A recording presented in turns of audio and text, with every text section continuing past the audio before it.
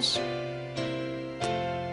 Nuestro amante Padre Celestial, una vez más nos acercamos a tu trono con gratitud en nuestros corazones porque nos has dado tu palabra, que es una brújula segura en un mundo que está bien confundido.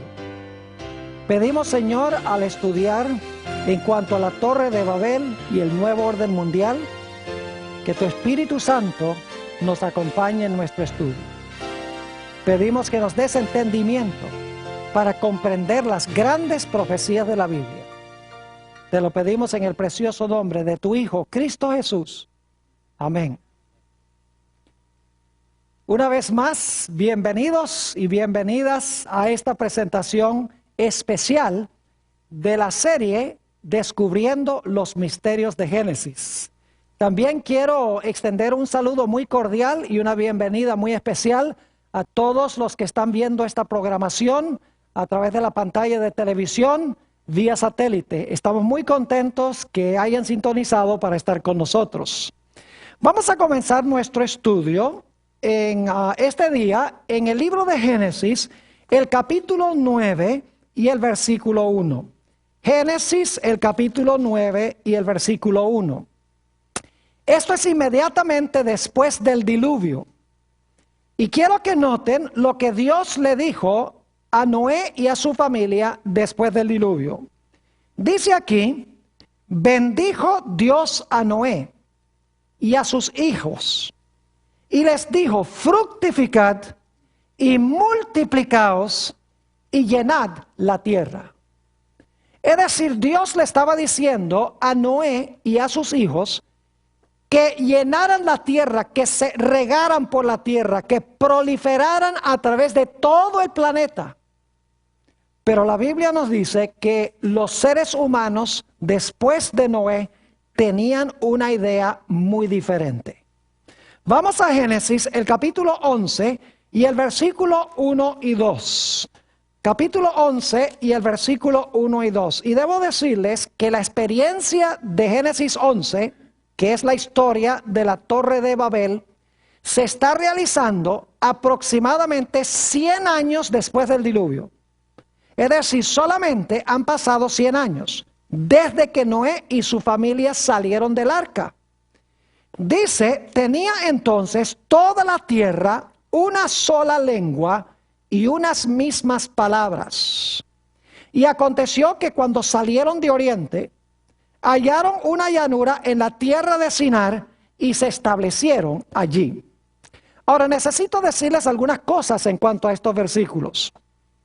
El arca reposó en un monte que se llama Ararat, que queda hoy en el país de Turquía. Es un área muy montañosa, un ambiente muy inhóspito para la gente vivir. Y por lo tanto, no cabe duda que los que salieron del arca decidieron no quedarse en esa región, sino buscar un lugar más propicio para vivir. Y por lo tanto, emigraron de Turquía y fueron hacia el oriente, al valle de Sinar, como dice aquí. En realidad, eso queda en el valle de Mesopotamia. La palabra Mesopotamia significa entre dos ríos, el río Éufrates y el río Tigris. Es decir, se establecieron allí en ese valle donde hoy queda Irak. Y nos dice este versículo que establecidos allí tenían todos un mismo idioma. Es decir, estaban unidos por un mismo hablar y por un mismo sentir. Ahora, según estudiamos en Génesis 3 y el versículo 15, Dios iba a mandar una simiente al mundo para golpear mortalmente la cabeza de la serpiente o la cabeza de Satanás. Satanás, como hemos visto, se propuso a que no iba a permitir que esa simiente viniera. Y la historia de la Torre de Babel ilustra una vez más cómo Satanás está obrando para impedir que venga la simiente. Era la intención de Satanás, con lo que sucedió en la Torre de Babel, desmoralizar al mundo por completo poco tiempo después del diluvio. Quería corromper a toda la raza humana con el fin de que la simiente no pudiese venir. Habiendo eliminado el linaje, tenía la esperanza de que sin linaje no iba a venir la simiente prometida al mundo. Es decir, la experiencia de la Torre de Babel tenía el propósito de consolidar a los seres humanos en rebelión contra Dios, que desapareciera el linaje santo y de esa manera no pudiera venir el Mesías al mundo. Ahora es importante para nosotros reconocer quién construyó la Torre de Babel. Fue un individuo llamado Nimrod. Ahora, más de 70 veces en el libro de Génesis, el nombre denota algo muy importante. Ustedes miren los 50 capítulos de Génesis y van a encontrar que constantemente los nombres tienen importancia, no son solamente distintivos. Es decir, el significado del nombre es importante. Así que el nombre Nimrod debe ser muy importante, su significado.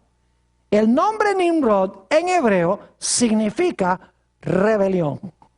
Es decir, el constructor de la Torre de Babel y de la ciudad, junto con la torre, fue Nimrod, cuyo nombre significa rebelión. Su propio nombre indica la intención que él tenía al construir esa torre.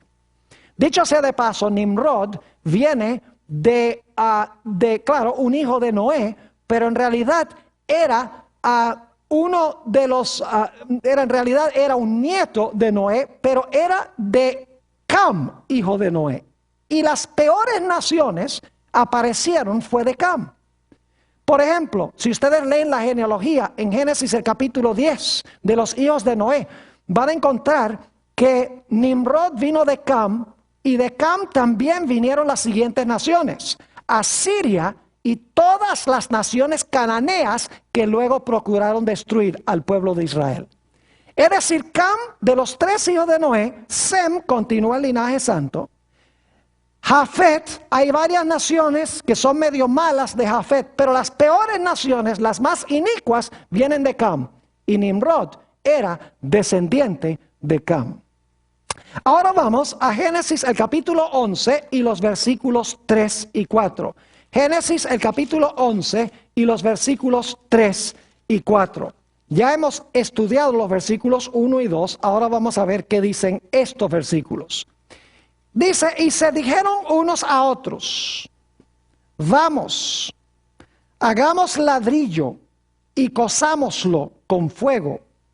Y les sirvió el ladrillo en lugar de piedra y el asfalto en lugar de mezcla. Y dijeron, vamos, edifiquémonos una ciudad y una torre, cuya cúspide llegue al cielo. Y hagámonos un nombre, por si fuéramos esparcidos sobre la faz de toda la tierra. Hay varios puntos importantes en estos versículos. En primer lugar, notamos que ellos no querían quedar esparcidos sobre la tierra. Estaban desobedeciendo a Dios. Dios dijo, mi plan no es que se consoliden en un lugar, sino que se esparzan y formen sociedades a través de toda la tierra. Pero ellos no querían estar esparcidos. También notamos 2 palabras claves. Dicen, edifiquémonos. Dicen, hagámonos.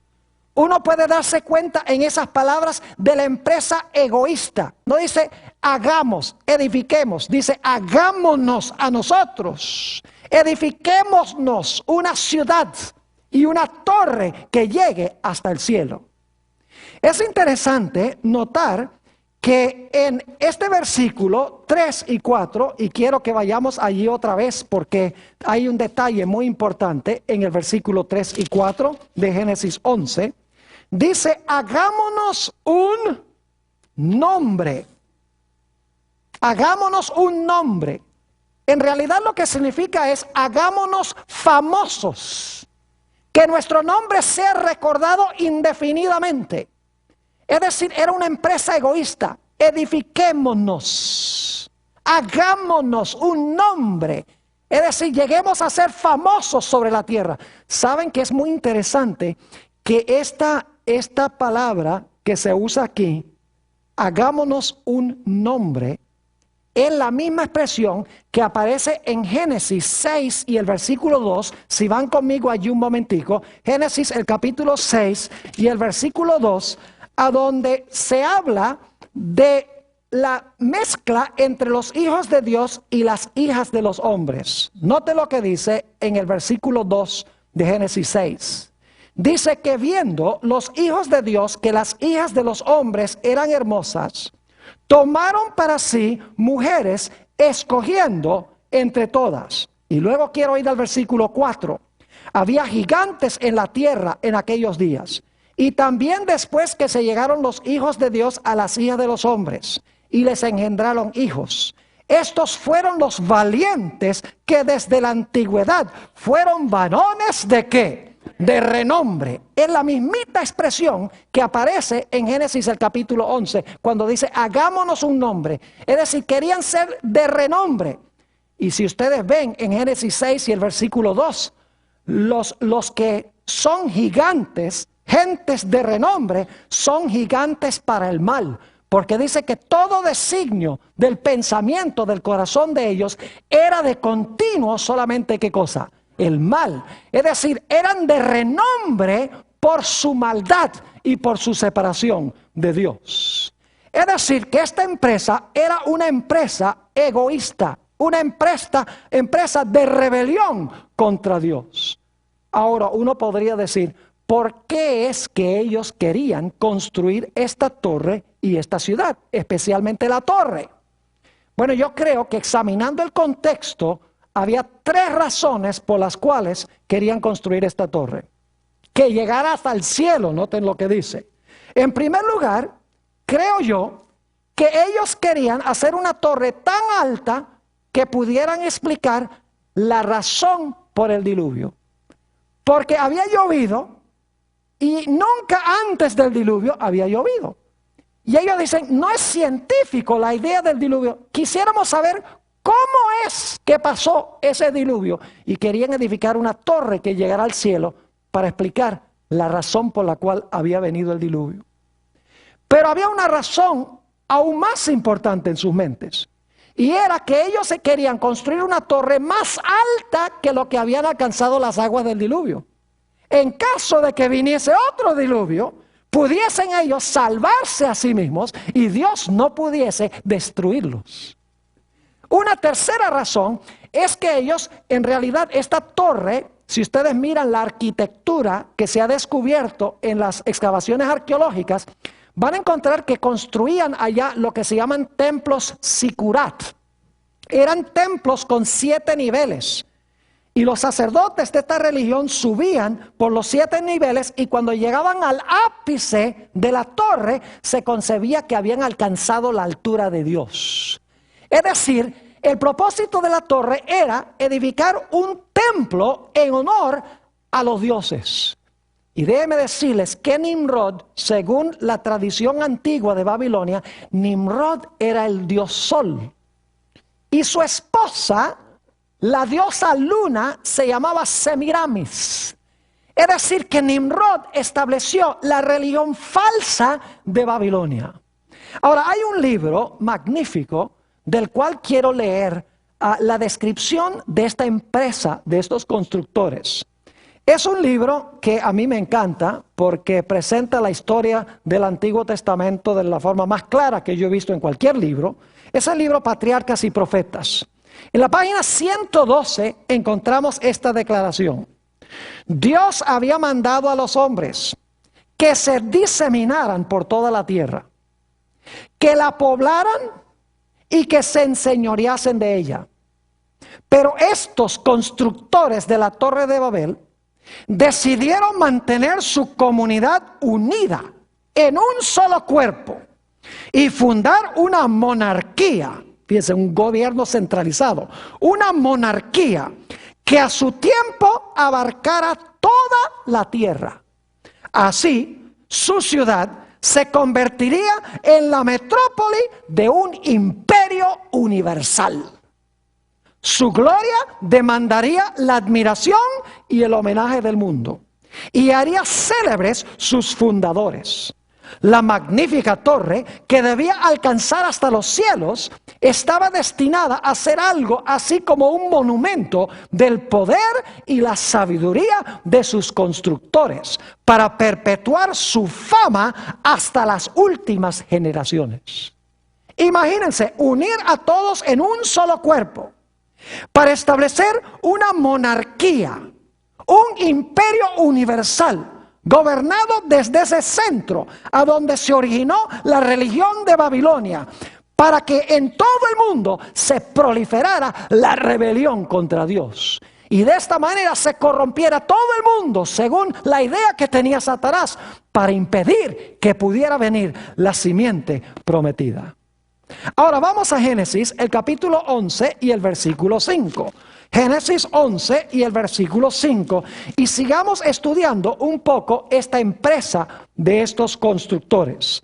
Dice en el versículo 5: y descendió Jehová para ver la ciudad y la torre que edificaban los hijos de los hombres.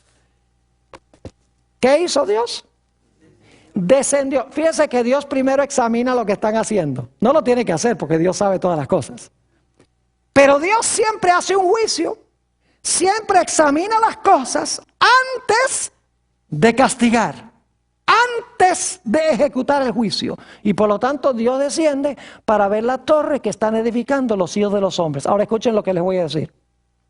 Esa expresión, los hijos de los hombres, tiene que verse en contraste con los hijos de Dios. Los hijos de Dios, según vimos en Génesis 6, era el linaje de ¿quiénes? De los fieles. Los que estaban construyendo la torre no eran los hijos de Dios. Los que estaban construyendo la torre eran los hijos de los hombres, que son la contraparte masculina de las hijas de los hombres de Génesis 6, las descendientes del linaje de Caín. Es decir, la expresión hijos de los hombres, hijas de los hombres, representa el linaje de ¿quiénes? El linaje de los caídos. Es otra evidencia de que esta empresa era una empresa impía de rebelión en contra de Dios. Dicho sea de paso, si quieren buscar conmigo Eclesiastés el capítulo 8 y el versículo 11, van a encontrar lo que significa la expresión hijos de los hombres. Eclesiastés el capítulo 8 y el versículo 11. Dice allí: por cuanto no se ejecuta luego sentencia, es decir, porque no se ejecutó la sentencia enseguida, sobre la mala obra, el corazón de los hijos de los hombres, el corazón de los hijos de los hombres está en ellos dispuesto para hacer ¿qué cosa? El mal. ¿Qué es lo que hacen los hijos de los hombres? El mal. ¿Qué es lo que hacen los hijos de Dios y las hijas de Dios? El bien, porque está al lado de Dios. Así que dice que Dios desciende para ver esta empresa que están haciendo los hijos de los hombres, los impíos, los que están en contra de Dios. Dios viene, en otras palabras, a examinar lo que están haciendo. Viene a hacer un juicio. Ahora vamos al versículo 6. ¿Cuál es el resultado de la examinación que hace Dios? Versículo 6.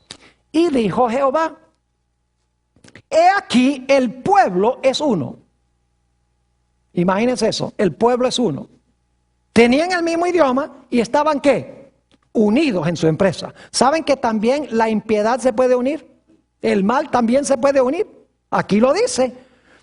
He aquí el pueblo es uno.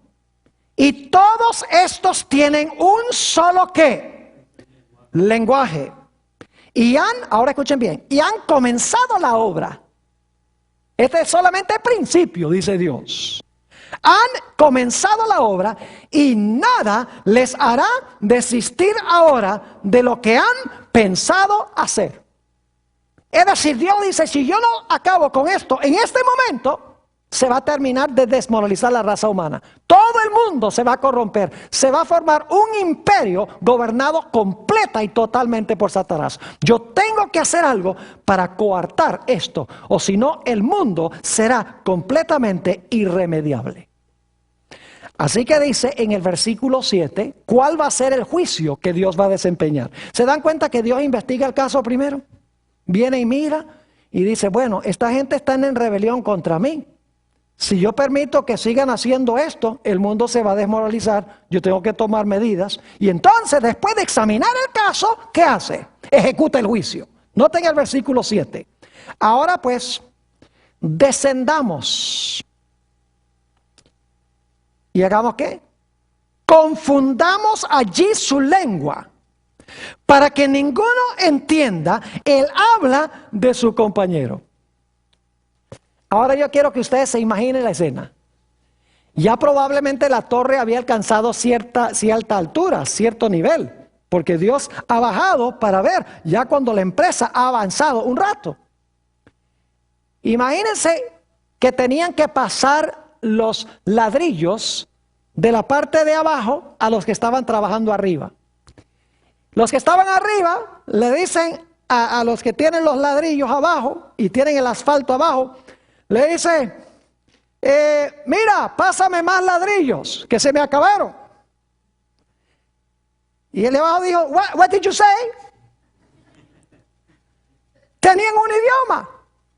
Y ahora unos empiezan a hablar francés, y otros empiezan a hablar alemán, y otros empiezan a hablar español, y otros empiezan a hablar portugués, y otros empiezan a hablar, quién sabe, ruso, chino, japonés. Se formó la Babilonia. No se pueden comunicar. No pueden continuar construyendo la torre. Es decir, Dios confundió sus lenguas, los dividió. Y no cabe duda alguna de que esta empresa terminó con contiendas. Imagínense las peleas que se habrán formado entre esa gente. Imagínese usted que todo el mundo tiene el mismo idioma y de repente la gente empieza a hablar cada uno un idioma diferente. Confusión. La palabra Babilonia significa confusión. Es decir, su intención de establecer un imperio mundial en rebelión contra Dios, donde no hubiese ni una sola persona justa, terminó en confusión y en fracaso. Noten el versículo 8 del capítulo 11. Fíjense cuál fue la razón por la cual Dios confundió sus lenguas. Dice en el versículo 8, así los esparció Jehová desde allí sobre la faz de toda la tierra y dejaron de edificar la ciudad. ¿Cuál fue el propósito por el cual Dios confundió sus lenguas? ¿Para que qué? Para que se esparcieran por toda la tierra. Eso es lo que él había dicho que debían hacer. Pero ellos quisieron consolidar el mal, quisieron unirse en rebelión contra Dios. Dios dijo, no, lo que voy a hacer es confundir sus idiomas. Y ahora escuchen bien lo que pasó. ¿Creen ustedes que es un buen plan tener muchas naciones, muchas lenguas, muchas diferentes culturas? Yo creo que sí debe haber. Yo sé que es un buen plan. Y ustedes dicen por qué razón. Debe explicarles por qué Dios vio que era un buen plan. Es mucho más difícil crear una rebelión mundial con muchos diferentes grupos pequeños. Es mucho más difícil que todo el mundo se una comúnmente en rebelión cuando uno tiene muchos diferentes idiomas, muchas diferentes sociedades y muchas diferentes culturas. Dios confundió las lenguas para que no se pudiera consolidar el mal en un lugar, para que todos no hablaran el mismo idioma y de esta manera se centralizara y se consolidara el mal, como querían hacer ellos cuando hablaban todos el mismo idioma. ¿Están entendiendo lo que estoy diciendo? Es decir, el plan de Dios fue un buen plan. Ahora necesitamos hacer una transición. Hemos estudiado en cuanto a los constructores de la torre. Una empresa egoísta. Una empresa de rebelión contra Dios, denotado por el nombre Nimrod, el que se concebía como el dios Sol.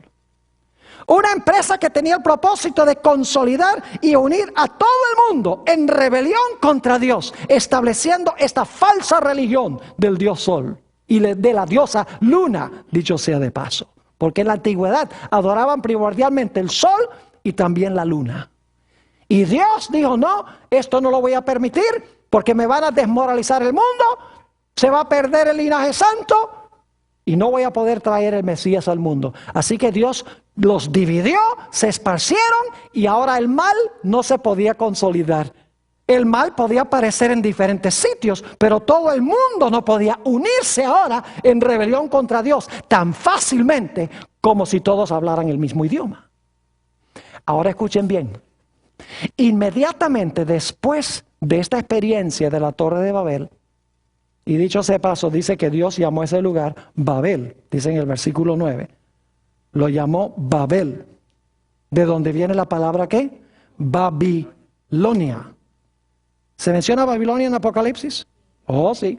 Pero si quieren entender lo que quiere hacer Satanás en Apocalipsis, tienen que entender lo que Satanás quería hacer en Génesis. Porque al final él va a querer hacer lo mismo que hizo allá en la Torre de Babel.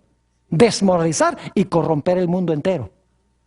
Ya no para impedir que venga la simiente, sino con el fin de hacer desaparecer a los justos del planeta Tierra. Para que desaparezca de una vez por todas la simiente de la simiente, es decir, los seguidores de Jesús. Es interesante, escuchen bien, que inmediatamente después que termina esta historia de Babel, a donde habla de los hijos de los hombres, esos rebeldes que querían establecer esa religión falsa, en el siguiente versículo, en Génesis 11 y el versículo 10, comienza la genealogía de los justos. Es decir, Sem y sus descendientes están en contraste con los constructores de la Torre de Babel. Génesis 11 presenta a los constructores de la Torre de Babel, estos son los hijos de los hombres. Set y sus descendientes son ¿quién? Son los hijos de Dios. Son el linaje de donde vendrá ¿quién? De donde vendrá el Mesías. Es decir, en Génesis 11 tenemos otra vez la idea de las dos simientes. Los constructores de la torre que quieren consolidar el mundo en rebelión contra Dios. Y tenemos a los descendientes de Sem, de donde finalmente vendrá ¿quién? De donde finalmente vendrá el Mesías. Ahora escuchen bien. Poco después que se construyera la Torre de Babel y Dios confundiera las lenguas, nació un hombre llamado Taré. ¿Saben ustedes quién fue Taré? El padre de Abraham. Y sucedió poco después de la Torre de Babel. Unos pocos años nada más. Y quiero que noten lo que empezó a suceder con Taré. Vayan conmigo a Hechos 7. Vamos a leer dos pasajes. Hechos 7, 2 al 4 primero. Y luego vamos a ir a otro pasaje. Hechos 7 y el versículo 2 hasta el versículo 4. Aquí está hablando a Esteban sobre la experiencia del pueblo de Israel. Y dice, y él dijo, varones hermanos y padres, oíd. El Dios de la gloria apareció a nuestro padre Abraham, estando ¿dónde? ¿Dónde estaba Abraham?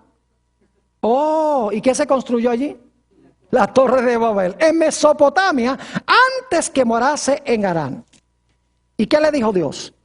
Y le dijo, sal de tu tierra y de tu parentela, y ven a la tierra que yo te mostraré. Entonces salió de la tierra de ¿quiénes?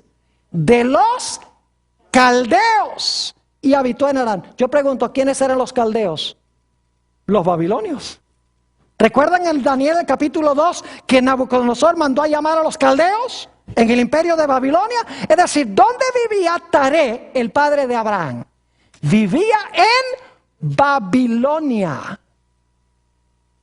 Vivía a donde se construyó ¿qué cosa? La Torre de Babel. Ahora, ¿qué problema había con eso?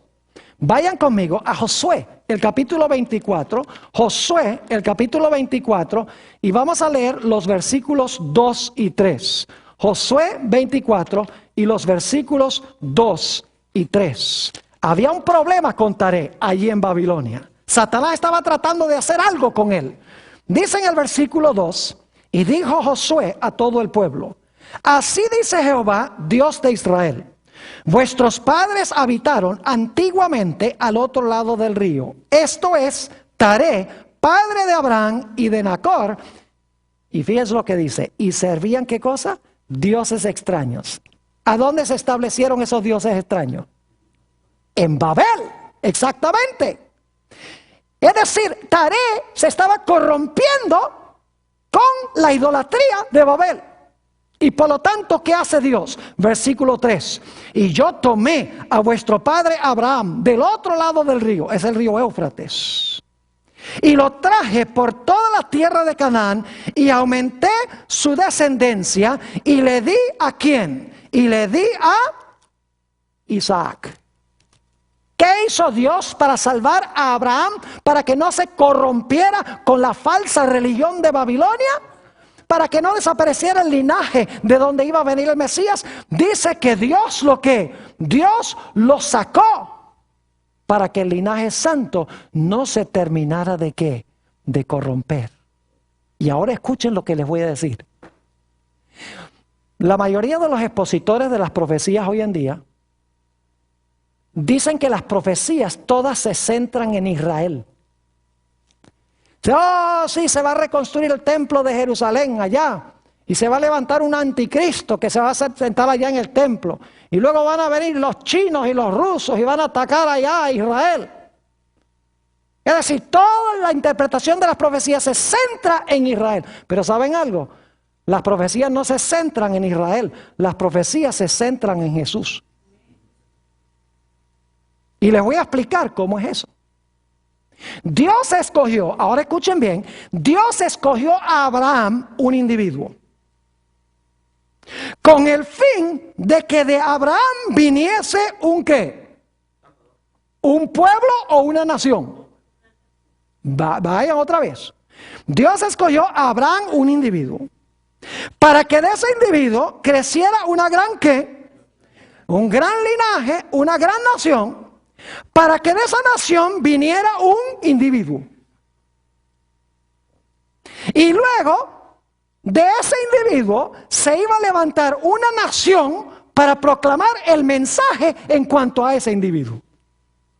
Es decir, Dios llama a un individuo para formar una nación.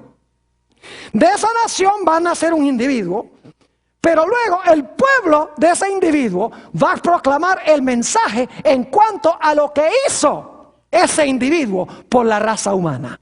Es decir, el propósito por el cual Dios escogió a Abraham no es porque Abraham era especial, no es porque el pueblo de Israel que vino de Abraham era especial. El propósito por el cual escogió a Abraham y escogió al pueblo de Israel era porque de Abraham y de Israel iba a venir ¿quién? Iba a venir el Mesías prometido. Es decir, el centro de las profecías no es Abraham, no es Israel. Abraham e Israel son funcionales para traer al mundo al Mesías. Y luego el pueblo del Mesías, después del día del Pentecostés, van a ir a Jerusalén, a Samaria y a todos los confines de la tierra con el mensaje de este individuo. Una nueva nación, la iglesia cristiana, proclamando el mensaje de Jesús. Amén. Es decir, el centro de las profecías no se encuentra en Israel ni en Abraham. El centro se encuentra en Jesús. Note lo que dice Gálatas 3:16. Está clarísimo en la Biblia. Gálatas el capítulo 3 y el versículo 16. Y el tema que estamos estudiando esta noche es crucial para entender lo que vamos a estudiar más adelante en nuestro seminario. Así que por favor presten atención, no solamente ustedes, sino los que están viendo también por la pantalla de televisión vía satélite. Gálatas el capítulo 3 y el versículo 16. Ahora bien, a Abraham fueron hechas las promesas y a su simiente. No dice y a las simientes como si hablase de muchos, sino como de uno, y a tu simiente, la cual es Cristo. ¿A quién se le hicieron las promesas? Las promesas se le hicieron a Abraham, pero especialmente a su simiente, y la simiente de Abraham, ¿quién es? Cristo. Es decir, el propósito de las profecías no es Israel, el propósito de las profecías es apuntar hacia Jesús. Noten 2 de Corintios, el capítulo 1 y el versículo 20. 2 de Corintios, el capítulo 1 y el versículo 20.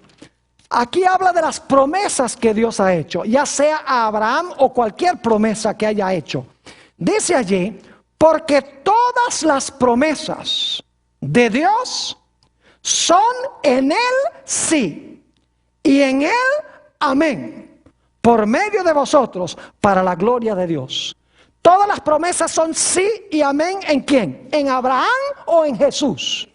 Es decir, las promesas que Dios le dio a Abraham, no las trae Abraham a fructificación, sino que las promesas las trae ¿quién? ¿Y las cumple quién? Las cumple Jesús. Es decir, las profecías son mesiánicas. No debemos enfocarnos en el pueblo de Israel. Y Dios colocó, escúcheme, Dios colocó al pueblo de Israel en la encrucijada de 3 continentes: África, Europa y Asia, con el fin de que todas las naciones tuvieran que pasar por allí, para que Israel anunciara que iba a venir allí a Canaán, iba a nacer allí en la tierra de Israel el Mesías prometido.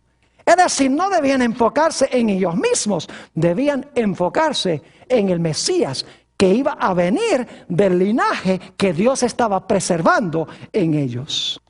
Dios le hizo 4 promesas a Abraham.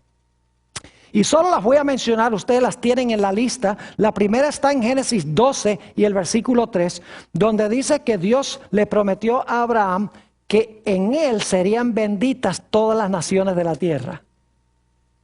Y algunos dicen, ve, en Abraham todas las naciones iban a ser benditas. Pero si ustedes leen con cuidado, por ejemplo, Génesis 22, 18, dice, en tu simiente serán benditas todas las naciones de la tierra. Es decir, Abraham trae la bendición porque trae al Mesías. Pero el Mesías es el que trae la bendición. Solamente que Abraham tiene a Isaac y luego del linaje viene el Mesías. La segunda promesa, Dios le prometió a Abraham la tierra. Pero saben que Abraham entendió que lo que Dios le estaba prometiendo no era la tierrita de Canaán, como creen hoy en día. Ay, Dios le prometió a los judíos la tierra de Canaán, así que hay que sacar a todos los palestinos. Eso es lo que dicen muchos protestantes. Esa tierra es de Israel, por derecho divino. Pero saben que Abraham entendió muy bien que la tierra prometida no era la tierra de Canaán, sino que era todo el mundo. En Romanos 4 y el versículo 3 dice que Abraham entendió que él iba a ser el heredero del mundo. En Hebreos el capítulo 11, que no está en la lista, dice que Abraham y los otros patriarcas, dice que esperaban una ciudad cuyo artífice y fabricante era ¿quién? Dios. Buscaban una patria, no la terrenal, sino la ¿qué? La celestial. Yo pregunto, ¿ustedes creen que Abraham es el que trae el cielo? ¿Ustedes creen que los santos heredan la tierra por lo que hizo Abraham? ¿Ustedes creen que la bendición la trae Abraham? ¿Qué va? Si Abraham fuera pecador, él no puede traer ninguna bendición. Él no puede recuperar la tierra. Se menciona a Abraham porque a través de Abraham viene ¿quién? Jesús, quien va a cumplir estas promesas. En Génesis 22, 18 dice que a Abraham se le devolvería el dominio. Es decir, el reino, el reinado, el dominio. ¿Quién es en realidad el que recupera el reino y el dominio? Es Jesús, según Daniel, el capítulo 7. Y luego en Génesis 15, 5, Dios prometió la simiente. La simiente no era Isaac, la simiente prometida era ¿quién? La simiente prometida era Cristo Jesús. Es decir, en la Torre de Babel, Satanás quería corromper a toda la raza humana. Pero Dios, nos dice en Génesis, tenía un linaje, comenzando con Set, que iba a preservar la verdad de Dios. Y de Abraham, y últimamente iba a venir el Mesías prometido de la nación que Dios escogió para preservar la verdad y para preservar el linaje. Es interesante notar que en San Juan 8 y el versículo 56, Juan 8 y el versículo 56, se nos dice que Abraham entendió esto. Algunos preguntan, ¿será que Abraham entendió este asunto de que las promesas no se iban a cumplir a través de él, sino que era a través del Mesías? Claro que lo entendió. Noten Juan 8 y el versículo 56. Dice allí, hablando Jesús, Abraham vuestro padre se gozó de que había de ver mi ¿qué? Mi día. Y lo vio y ¿qué? Y se gozó. Y en nuestro próximo tema vamos a estudiar la experiencia de Génesis 22, donde Dios manda a Abraham a sacrificar a su hijo Isaac. Y vamos a encontrar que esa es una profecía maravillosa, extraordinaria en cuanto a Jesús, en cuanto al Mesías. Y Abraham lo entendió muy bien. Entendió que el acto de estar dispuesto a sacrificar a su hijo representaba en realidad el sacrificio de Jesús. Abraham vio mi día y dice, y se gozó. Abraham entendió que la bendición no la iba a traer él. La bendición la iba a traer el Mesías. Es decir, Dios escogió a Sem. De Sem sigue el linaje, llega a Abraham.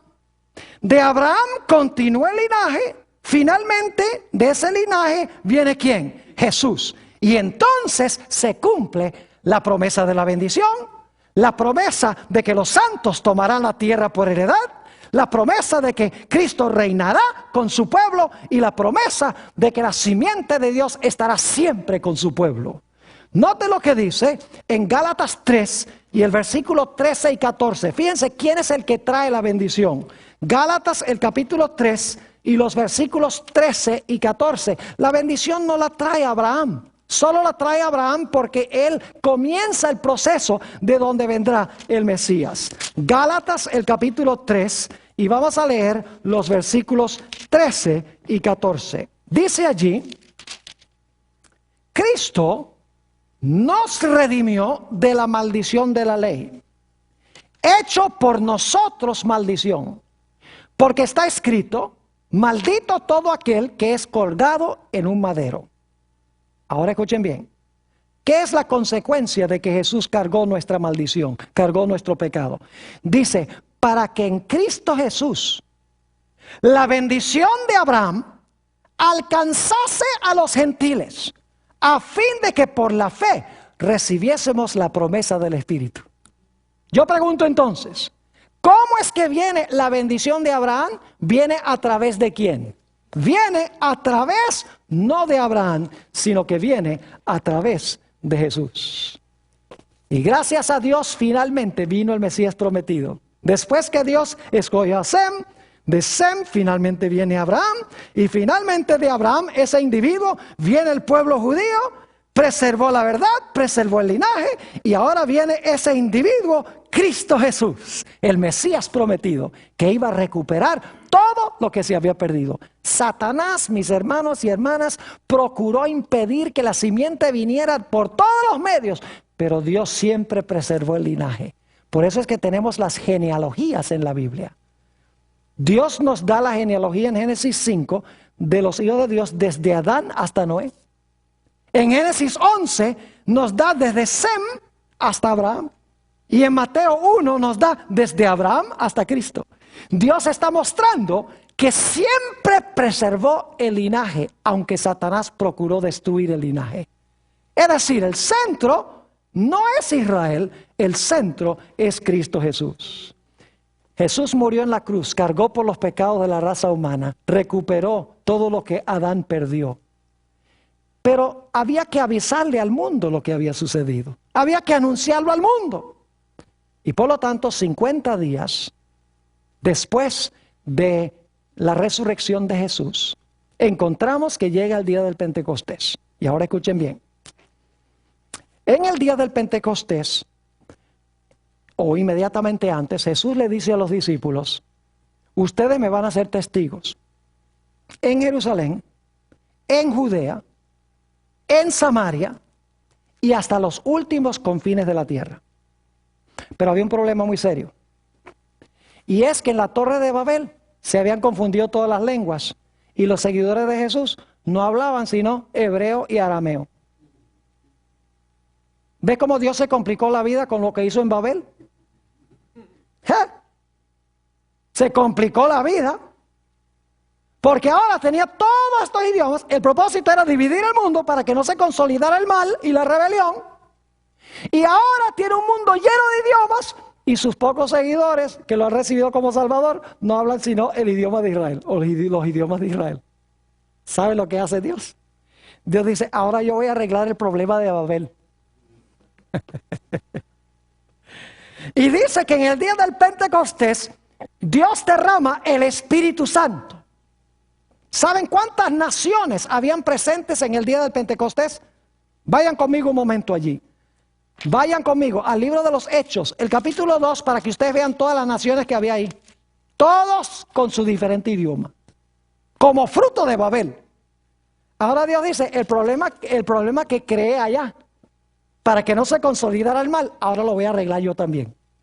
Noten Hechos, el capítulo 2, y vamos a empezar en el versículo 1. Cuando llegó el día del Pentecostés, estaban todos unánimes juntos. Y ahora los hijos de Dios están unánimes juntos. Y de repente vino del cielo un estruendo como de un viento recio que soplaba, el cual llenó toda la casa donde estaban sentados. Y se les aparecieron lenguas repartidas como de fuego, asentándose sobre cada uno de ellos. Y eran 120, dicho sea de paso. Y fueron todos llenos del Espíritu Santo. Y comenzaron a hablar en otras lenguas, según el Espíritu les daba que hablasen. Y créanme que no estaban hablando tonterías. No estaban hablando en un idioma que nadie entiende. El don de lenguas es un don de hablar idiomas que el que habla no conocía antes, con el fin de compartir el Evangelio de Cristo. Note lo que sigue diciendo en el versículo 5. Moraban entonces en Jerusalén judíos, varones piadosos de todas las naciones bajo el cielo. Todas las naciones que se originaron después de Babel. Y hecho este estruendo, se juntó la multitud y estaban confusos, porque cada uno les oía hablar en su propia lengua. Habían varios predicadores, eran 120, y cada uno estaba hablando un idioma de los que estaban presentes ahí. ¿Ven cómo Dios está arreglando el problema de Babel? Y estaban atónitos y maravillados, diciendo, mirad, ¿no son galileos todos estos que hablan? ¿Cómo pues les oímos nosotros cada uno en nuestra lengua en la que hemos nacido? ¿Cómo es que les oímos hablar en nuestro propio idioma? Y ahora escuchen las naciones. Partos, medos, elamitas y los que habitamos en Mesopotamia, en Judea, en Capadocia, en el Ponto, en Asia, en Frigia, en Panfilia, en Egipto, en las regiones de África más allá de Cirene, y romanos aquí residentes, tanto judíos como prosélitos, cretenses y árabes. 13 naciones. Y dice, les oímos hablar en nuestras lenguas las maravillas de Dios. Ahora fíjense, Dios escogió a Abraham, un individuo. Trajo una nación para preservar la verdad de Dios y para traer el Mesías prometido al mundo.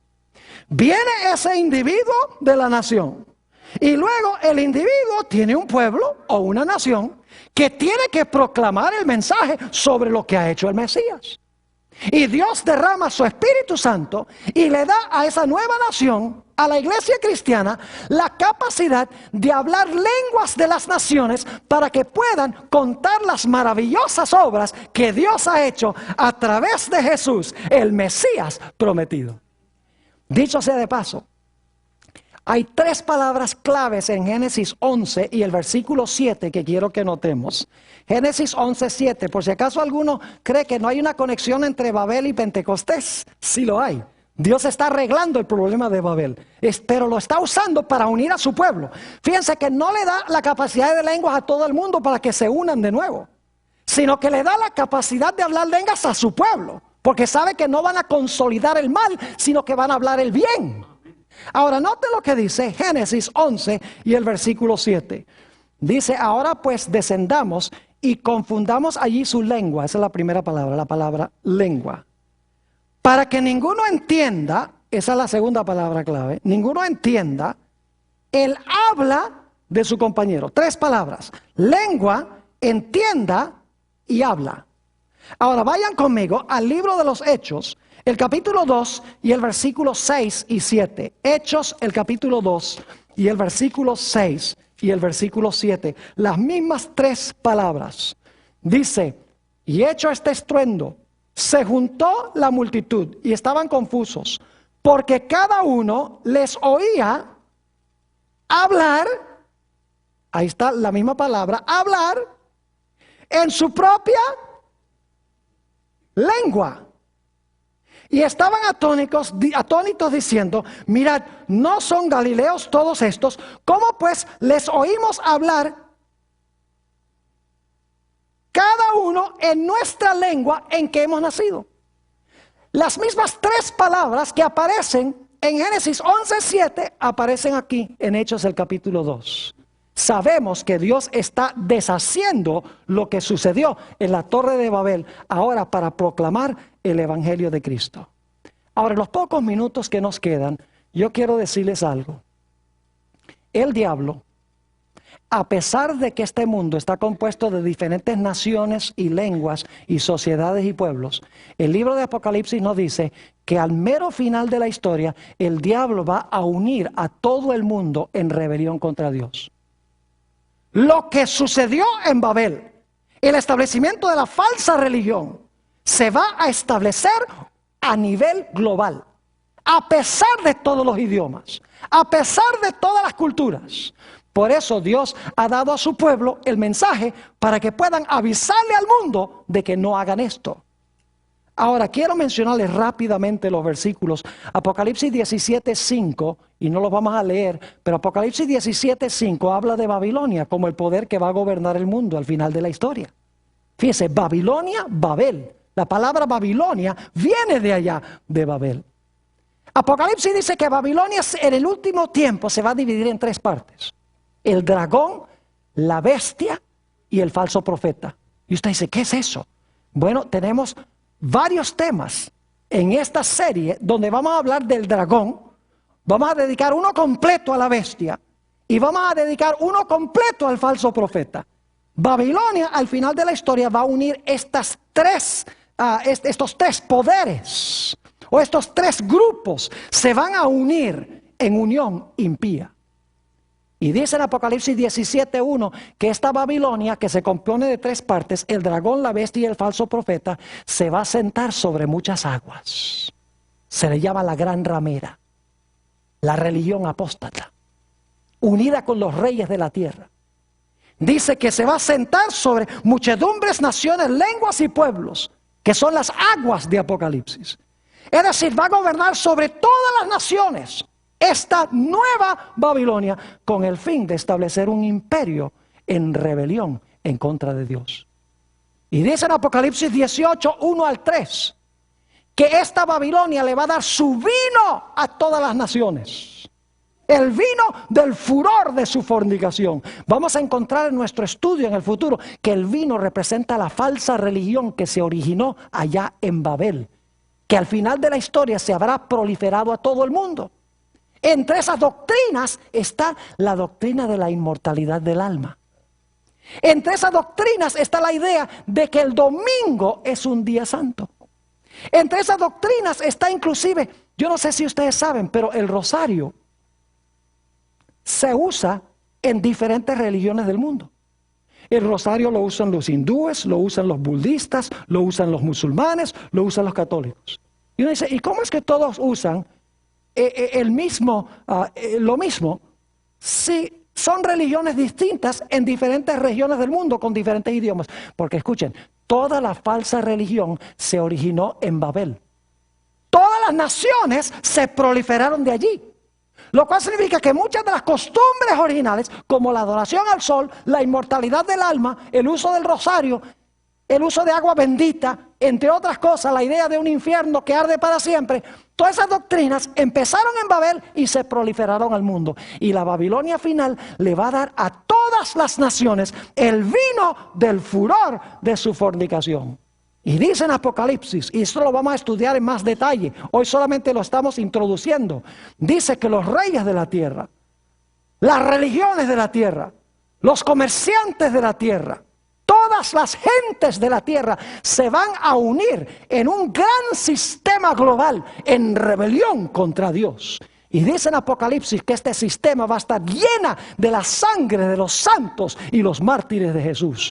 Es decir, el diablo va a querer extirpar del planeta Tierra a los que son fieles a Dios y no siguen estas falsas ideas religiosas que tiene Babilonia.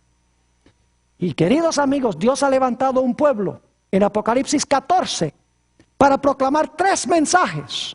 El primer mensaje dice, teme a Dios y darle gloria, porque la hora de su juicio ha llegado. Y adora al Creador del cielo, la tierra, el mar y las fuentes de las aguas. Y hay un segundo mensaje que dice: si estás en Babilonia, sal de ahí, porque va a venir la destrucción. Si tú estás en alguna de esas 3 divisiones de Babilonia, sal, escapa por tu vida, porque sobre este sistema van a caer las plagas. Y saben que va a pasar con la Babilonia final lo mismo que sucedió con la Babilonia original. Dice en Apocalipsis 17 y los versículos 12, 13 y 17 que el Señor Jesucristo vendrá.